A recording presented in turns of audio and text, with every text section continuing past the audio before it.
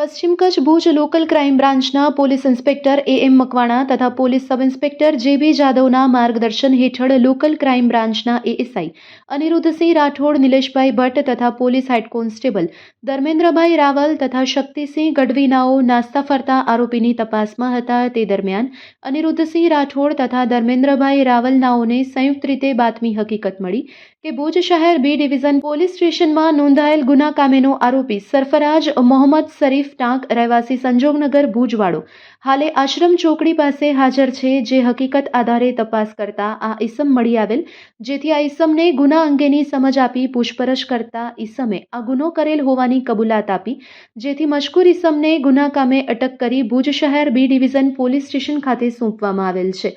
પકડાયેલા આરોપી સરફરાજ મોહમ્મદ શરીફ ટાંક ઉંમર વર્ષ 28 છે અને આ આરોપીનો ભુજ શહેર A division police station, B division police station અને માનકુવા પોલીસ સ્ટેશનમાં ગુનાહિત ઇતિહાસ રહેલો છે. આ સમગ્ર કામગીરીમાં પશ્ચિમ કચ્છ ભુજ લોકલ ક્રાઇમ બ્રાન્ચના સ્ટાફના માણસો જોડાયા હતા.